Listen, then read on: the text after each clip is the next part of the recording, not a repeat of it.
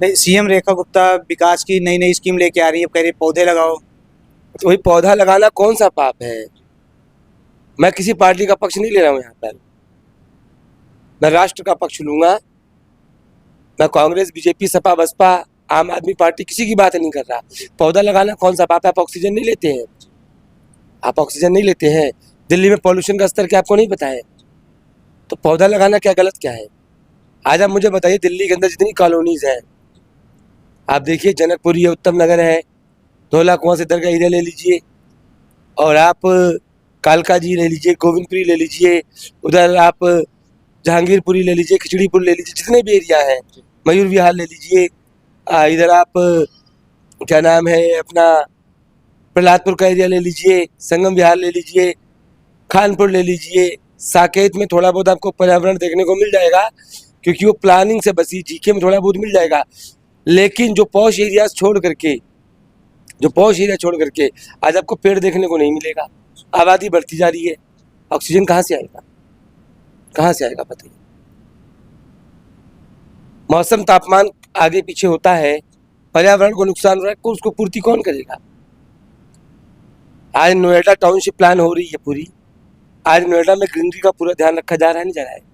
दिल्ली जो प्लान हुई थी, वो इस आधार पे थोड़ी हुई थी कि जो जहां मर्जी बना ले, जो मर्जी कर ले।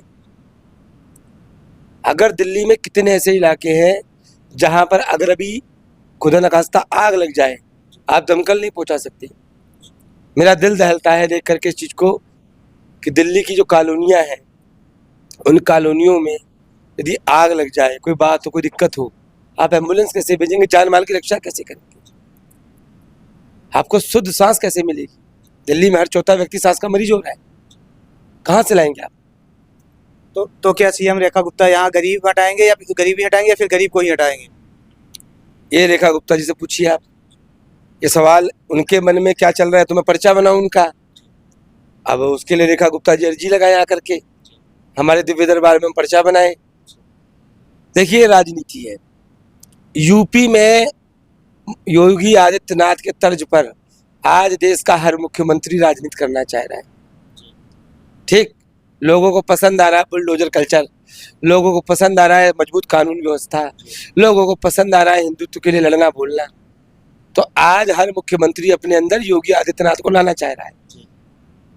तो रेखा गुप्ता जी कुछ नया थोड़ी कर रही हैं। रेखा गुप्ता जी योगी के तर्ज पर एक आयरन लेडी बन करके आगे काम करने की कोशिश कर रही हैं।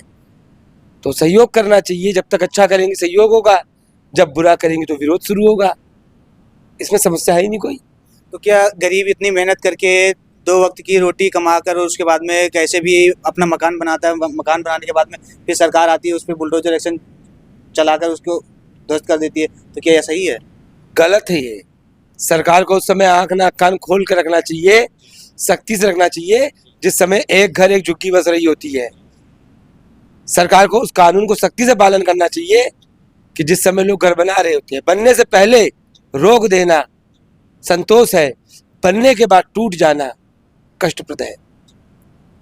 बनने के बाद यदि किसी को कष्ट प्रदान किया जाए, गलत है ये। मैं इसके पक्ष में नहीं हूं, लेकिन चूंकि जो गलत है सो गलत है। गरीब ने यदि घर मकान बनाया बिना वेरीफाई किए, भाई रजिस्ट्री है जहाँ झुग्गियां बनी है, रजिस्ट्री है, जी जी है? जी। अगर अवैध है तो फिर बिजली और पानी का कनेक्शन कैसे सरकार वहाँ पहुँचाती है? हाँ, तो ये सोचने की बात है कि बिजली विभाग, जल निगम का कोई घोटाला तो नहीं इसमें। जिनके पेपर है उनको कनेक्शन लेने में महीनों लग जाते हैं, जिनके पास पेपर नहीं उन तक कैसे पहुंच रहा है? तो इसमें कोई घोटाला तो नहीं, इसकी जांच कराने की जरूरत है कि अरविंद केजरीवाल के सरकार में किस तरीके से बड़ी मात्रा में झुग्गी झोपड़ियां फली फूली। जांच का विषय है।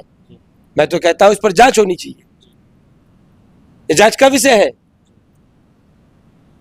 आज जो गरीब यहाँ से बेघर हो रहे हैं, उनको सरकार को क्या करना चाहिए? उनके साथ सरकार को मुआवजा देना चाहिए या फिर मकान देना चाहिए? क्या करना चाहिए कुछ? किस किस बात का मुआवजा सरकार देगी? किस किस बात का मुआवजा सरकार देगी? भाई गरीब को मुआवजा सरकार देगी, किस किस बात का देगी? मैं कह रहा हूं पहले जांच हो ना कि उसमें झुग्गियों में रहने वाले कितने रोहिंग्या हैं, कितने भारतीय हैं। भाई उत्तर भारतीय हैं, दक्षिण भारतीय हैं, बंगाल के, कहाँ के हैं? कौन है, उनकी जांच हो। यदि देश के नागरिक है तो जरूर सरकार को उनको कुछ मलहम लगाने का काम करना चाहिए। लेकिन यदि कहीं वो रोहिंग्या है, बांग्लादेशी हैं, छिपे हुए हैं, तो देश से निकालो। मुआवजा किस बात का भाई? उनको तो फौरन इमिग्रेट करना चाहिए। मुआवजा किस बात का? कई बात का मुआवजा देंगे? अगर बांग्लादेशी रोहिंग्या रह रहा है उसको इमिग्रेट करो, मुआवजा किस बात का?